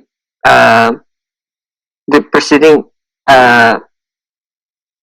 the events that take place before it, to give us a bit of a knowledge. And the way that I interpret it is just as you said, it was scientific, that maybe it is a way or a reason for us to look at a different perspective, to be more sympathetic with the character.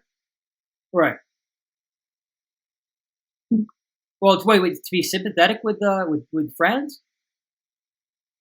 Not exactly to be sympathetic, but maybe to give us some background, or maybe relate this particular series of events to a different thing or another thing. There's like scientific formulas and this kinds of trivia and facts that we might get from it. It's just right. I mean, I don't really know how these things work. How we can say that it's really unrelated if we're just focused on one aspect of the scene. But right. I don't know, but it's kind of blended, or it kind of works. Well, I don't know, man. I don't think it's about sympathizing with Franz. I think it's more so, it might be about empathizing with him, maybe putting yourself in his perspective, because again, he is a bit weird and he's a bit disconnected. And I think that's really what these readings or this narration and stuff is supposed to do. It's supposed to help the viewer kind of, like, it creates in the viewer this weird, like, disconnection, this weird disassociation. It's like, this isn't, Franz doesn't seem to view humanity or whatever basic human relationships the same way that everybody else does. It's this weird kind of equation to him. It's not emotional.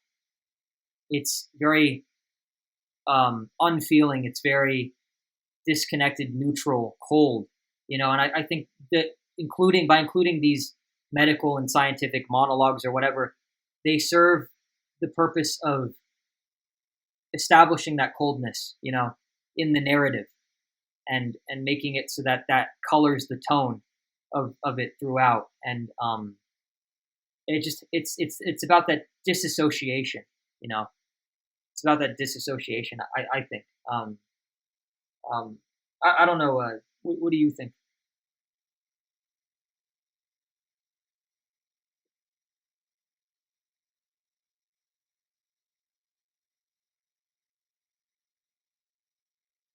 Oh, I think you're muted. I will just say before you make your point, I would also like to add that obviously, like, it's inappropriate to mix those two things together, right? And so it also shows that, like, someone like Franz, he doesn't pick up on the same social, cues that we have or whatever, the same social norms. It's like, when would you ever pair some weird, just some like academic scientific reading with someone being murdered? There's something very off about that. Only someone who's disturbed would think to do that, and so it contributes to that tone overall. But go ahead, what were you gonna say? I don't know. It might just the way that they portray it, or they include it in the scene, that it might be not really related, but I think that I see these kinds of narrative taking place in some comedy scenes, where where things are much way lighter to make a different take on it, or how people cannot understand it in a way that it might be funny. But the way that they did it here is just maybe it's quite far, or maybe two steps away from the the main focus or the main genre of the film. Right. It might be because it kind of related to some medical stuff, but it's not. Maybe it we have different perspective, but we can say that it works in some for some perspective. Right. And yeah, the technique, it's the technique of juxtaposition. It's taking one thing, taking a completely unrelated one, and somehow relating them in a way that creates it creates something that's greater than the sum of its parts. Putting those two things together makes a third thing that's even better. That has some point. It allows the author to more directly communicate with the viewer, or whatever, however you want to say that. But yeah, the juxtaposition and the contrast are they're very effective. Let's just say very impactful, at least to me. And so yeah, they were while I was watching it. But yeah, so I guess to go off of that a little more. So I don't know, Simone, what do you think of the sentence that Franz received for his crime?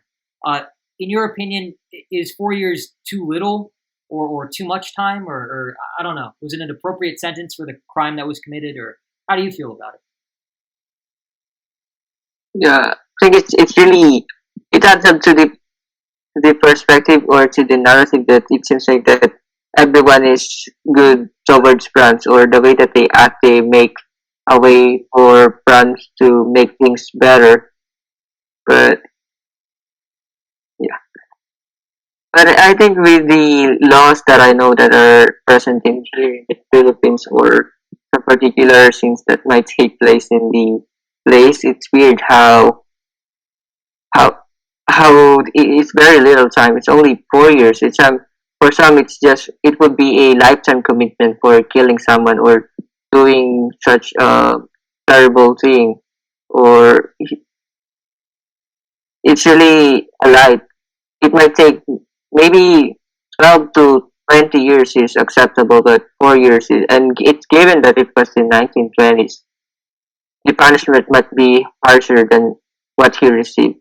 Right. And also the one that he received in the second one, when he's going to be banned in the different areas that he cannot go, but the things turns out good to him or in favor of him. It's also weird. It's just uh, a different entity or a different element is paving his a way for France for things to get better. Yeah, yeah, and it, the whole thing, the lightness of his punishment, it reminds me of this book by the Norwegian author Jens Bjørnboe, who, his first novel he wrote a trilogy called The History of Bestiality, and it's not bestiality like, we usually say bestiality to refer to like human beings having sex with animals. That's one definition, but another definition, bestiality can just also mean when it's basically an act of extreme cruelty, right? So like you could say, I don't know, war is a form of bestiality, because it's just so like it's so terrible, basically. And so the first novel in the History of Bestiality trilogy is one called Moment of Freedom, and in that book, Jens Bjørnboe actually writes about how in the Europe of the early to mid 20th century, people could just get away with doing terrible shit, no problem, and they got away with doing it all the time. Doing horrific things and then just returning to their ordinary lives without much distraction, like nothing happened at all. And I feel like the exact same thing is happening with Franz here. Kills his wife, spends 4 years in prison, gets out, but he still has friends, who like him, who forgive him, who are on his side, who are willing to look past it. still has his apartment, which was literally the scene of the crime itself. The same floor that he killed his wife on is the one that he's able to walk now. And the picture's still there. She's dead, and her picture's just still there, and it's like nothing ever happened. Like I said, and people they seem like they're still willing to treat him just like anybody else. The damage done to his reputation and future prospects seems ridiculously nominal so far. And hell, even when he gets the letter that kind of bans him from going to most of these places in Germany, it's like even that's not that bad, because in the U.S., at least in the U.S. anyway, the guy would have been given either a life sentence. He would have been in jail for the rest of his life from that point going forward, or he would have gotten the death penalty straight up. He would have been executed. But no, he gets to walk free after only 4 years. And maybe it might be because there was an affair involved in the marital dispute. Maybe German law, maybe they look at things differently. Like maybe it's a matter of like, this is their private business. This is what goes on in their house. It doesn't matter that Franz took his wife's life. It's like, maybe it's some weird thing in the culture of the time where it was like, well, it's not really our business to judge on that or whatever. Maybe I'm not entirely sure. It's pure speculation. Probably should have looked it up beforehand, but I think it's kind of more fun to guess anyway. But dude, it's baffling. It's weird. Maybe it was the extenuating circumstances, the way the law worked back then, but and maybe even the way it works now. Because I know in some certain European countries, like you murder someone, I know that the cliche these days is that European jails are usually like a lot nicer in some countries than they are in any other part of the world. I think there's like a joke that like you would want to get arrested in like Scandinavia or something because like the prisons there are like hotels or there's something like that. I know that there is. I'm not being 100% accurate with it off the top of my head, but I do remember that being a thing at least when I was in high school. But yeah, man. To be honest, the prevailing attitude, it's for me, it's way too tolerant. And it's actually a bit sickening to see, in all honesty. And of course, that seems to be the effect that the writer Alfred Doblin is going for. It seems intentional, obviously. Like it seems like that's the point they're trying to make. But so I guess that's another moral, ethical thing or whatever. But yeah, again, it kind of comes out in an unexpected way. It manifests itself in a way that you wouldn't expect. But shit, man, I don't know. This is something else. It makes for a really unsettling viewing experience. That's for sure. But I don't know. Is there anything you'd like to add to that, Simone?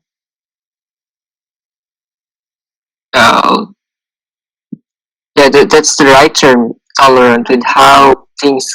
It's really someone that you need to isolate from the society, but it seems like it's treated normally. It's just like a kid's problem or a kid misbehaving, and after what he did is everything is fine and can get back to normal. Yeah, that's how the recognition or how on how things turns out.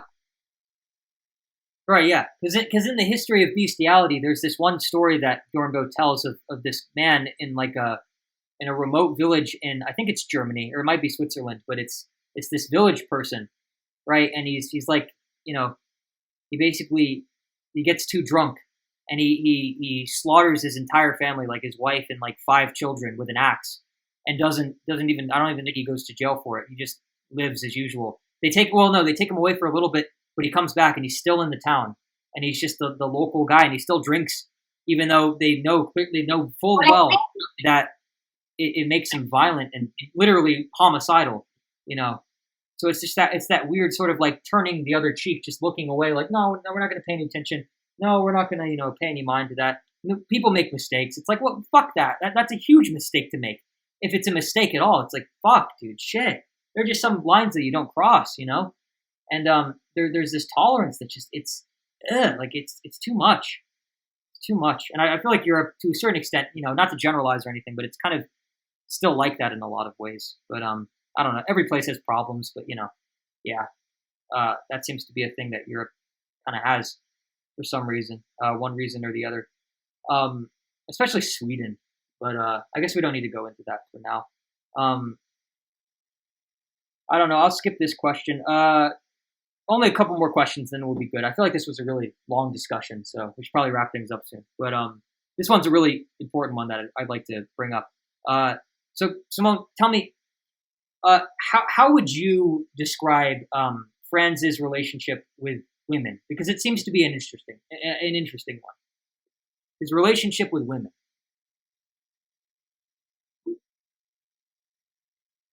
Just that every woman becomes submissive around him. That might be the scene before he kills his slave wife. It happens with the prostitute, even though at first she's mean, and then he kind of been submissive towards him, and also with the other girl, with Lena, and also the girl that he raped. Even everyone with the things that they would find out about his character, that he just came out of the prison, or that the reason for him to sit in the prison is because he killed his wife, beat her to death, and everyone has condemned him with his action. But everyone, not only with women, he is also with his friends, and they kind of become tolerant, and also they become submissive toward him. Yeah, it's a weird one, but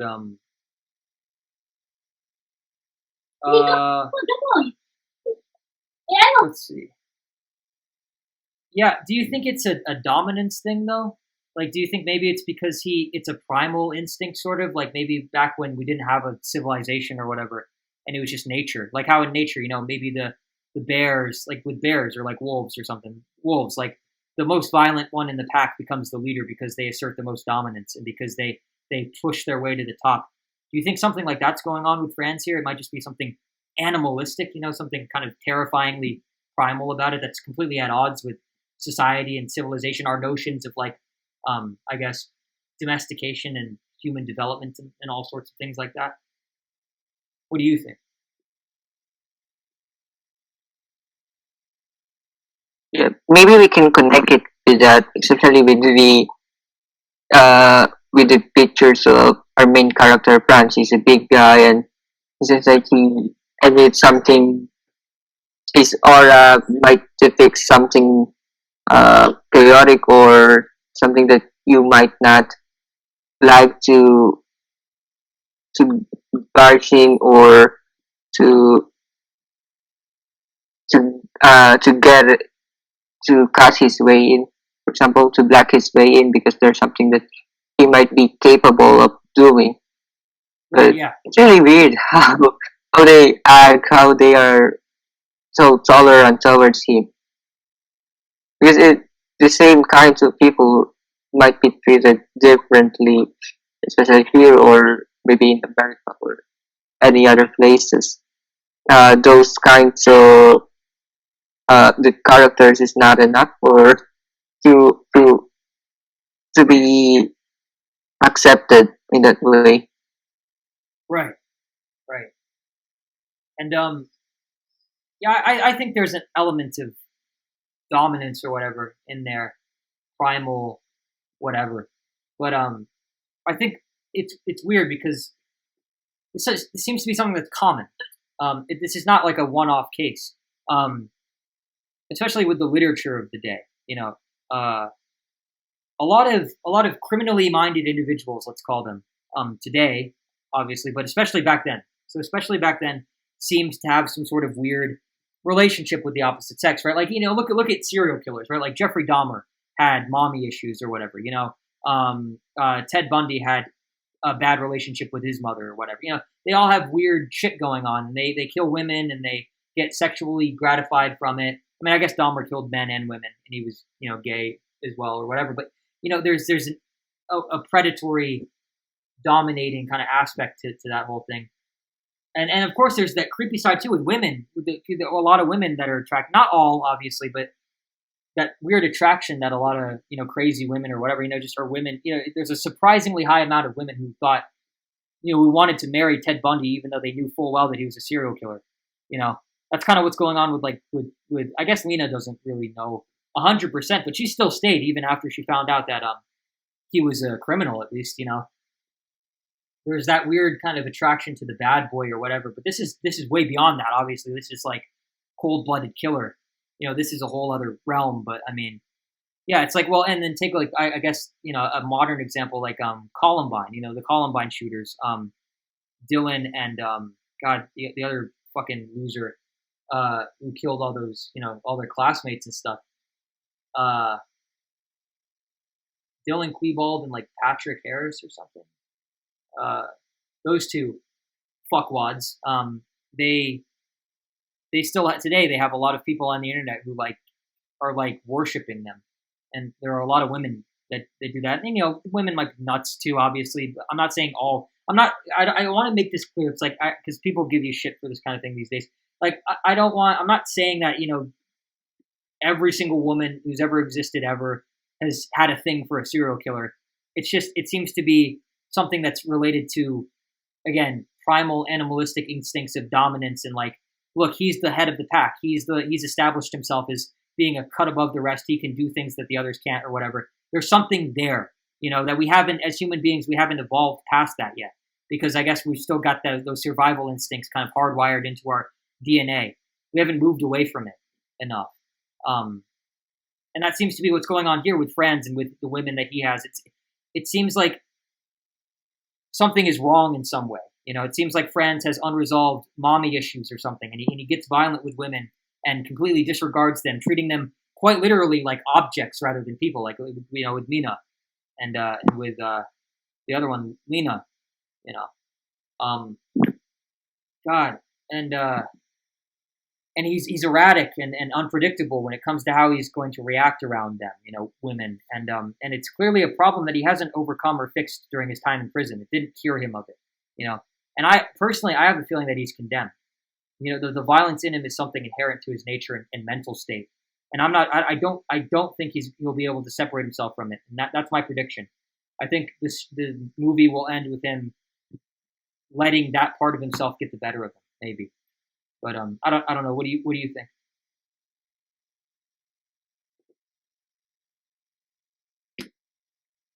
With how for now I don't have any guess or how will these things will turn up. It seems like it. Of course, the initial impression is just there are more revelations that will come or about his character or before the imprisonment takes place or who he is. Maybe there's a little transition that they might have some flashback of him growing up as a kid, but I'm not really sure about it. There's a little percentage for that to take place, and with the thing that is taking place right now, it just even though that everyone is in favor of him or they're making or paving the way for him for things to get better. It's just he might get a special treatment or VIP treatment with what is taking place.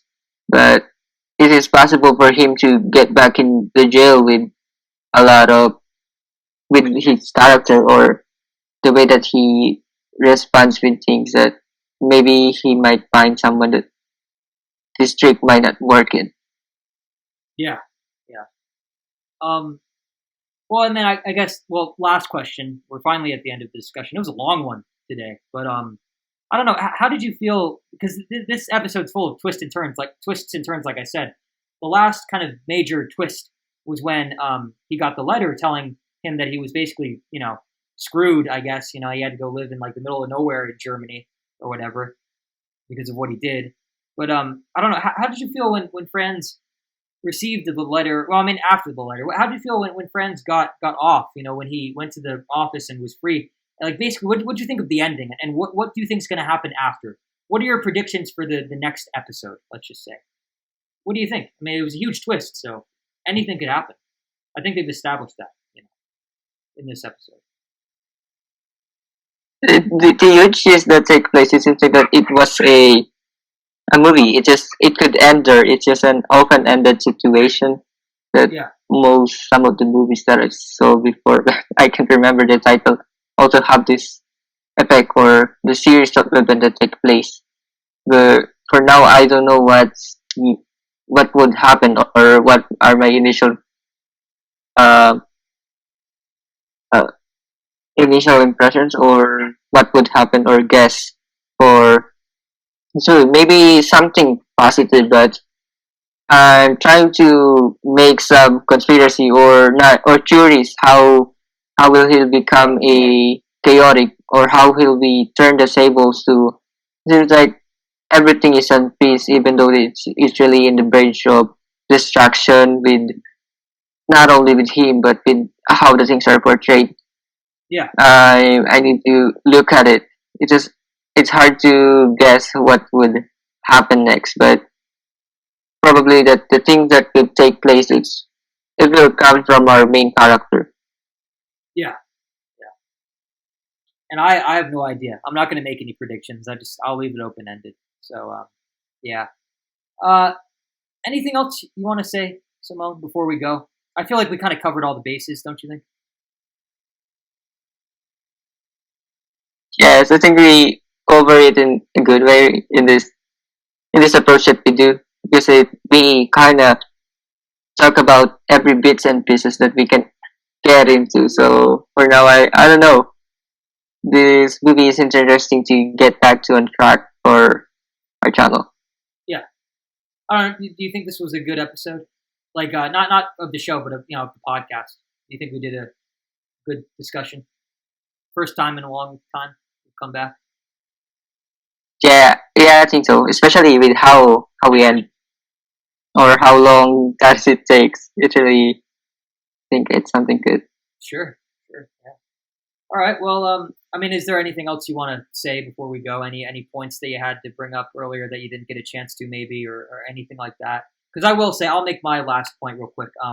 I like how they take the imagery of the popular forms of entertainment that were prevailing at the time in the 20s, like the cabaret shows, the dancing girls and stuff. Like, you get a lot of that kind of interwoven into the tone of the episode itself.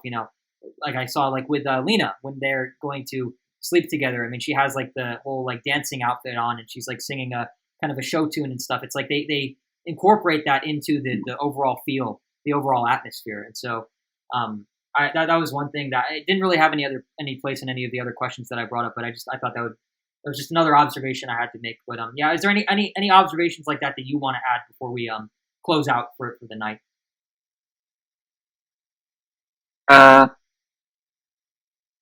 Usually I didn't talk about it earlier about Lena. There's something that makes her, just like you said, that she seems like to see the future. Maybe my expectation for the upcoming episode, it might be related to Lena, or something with, again, more in-depth analysis with her character, or what is it really all about. Right. Yeah. So I'm looking forward to seeing that too. I want to know if she's really a soothsayer or whatever, or not. If she's a prophet. But yeah, guys, thanks for watching. This has been the 24th episode of the Imperial Tides podcast. First one we've made in a month. Coming back with the new setup, with the new, got the outfit on, got the cool shit. Now got to rock the swag and shit, man. Got my new like decorations and all that. My creepy fucking Marina posters on one hand, because I'm cheap too. I'm not gonna buy a real poster for this, so I'll just print out random pictures from the internet. Then I got my got the flag and everything. Got the FC Barcelona. I don't even watch soccer, by the way, but I got the Barcelona jersey because it's just a little cooler. Not cooler in terms of the look, but like temperature wise. Like I was like dying in the Spider-Man one. So I live in a pretty hot place, so I need to wear something that's like kind of it's athletic, so it's a little cooler on the skin or whatever. It's not as unbearable, I guess. But yeah, hopefully this new setup makes it so that we can be more consistent. We want to try to do one podcast a day. Hopefully, usually like probably like 60 to 90 minutes average length. I have no idea how long this one is, but I feel like it went on for like 2 or 3 hours or something. It was really kind of a really huge discussion. Because it's a series, we'll probably have less to say with certain episodes, because that's just how shows go or whatever. It's like not every part is equal. So I'm sure when we get to the middle, I mean, these episodes could even be like 40 minutes long. I don't know yet. I have no idea. But thank you guys if you stuck through the whole thing. I hope the conversation was interesting. Comment down below what you want to contribute to it. I mean, what's your point of view? Did you agree with some of our points? Disagree? We want to hear from you guys. Engagement is a huge thing. You know, we want to build up a community eventually if we can. I'm not sure if anyone even watches these, but maybe someday. Maybe someday. But yeah. You know, don't be too put off by the outfits or whatever. I mean, it's not even really to hide ourselves. I like the way it looks. It might be dumb. I might regret it like a few years from now, but because it is, you know, I don't know. It's one of those things that's like a big risk or whatever. Not really a big risk, but it's just, I hope it's not like cringy, but like, I like, I'm trying to make an aesthetic with it, I guess. I don't know. I like the look. So, that's all it is, you guys. Just in case, if you were wondering, it's not like, I'm not, you know, it's no big deal. But yeah, anyway, I guess that's really all we have to say. I don't know why I'm stalling. I don't know why I don't want to end the episode. I'm like kind of weird now. Like I feel like we talked about everything, so there's no reason to keep going. I don't know. Simone, again, third time. Any last words? you can take us out. I think you already mentioned everything again. So for now, I think that what we have now, I think it's much way better with this setup that I have now compared to the last one, and also probably I'll try to make the audio much way better because this one is a podcast. Right. Yeah. So hopefully we can keep doing visuals and stuff. Hopefully my computer doesn't fuck up because it deleted like whole 2-hour videos that we recorded before. So hopefully this gets out to you guys. But if not, then fuck. But yeah. Anyway, see you guys later. Stay tuned for more. And thank you for watching. Peace.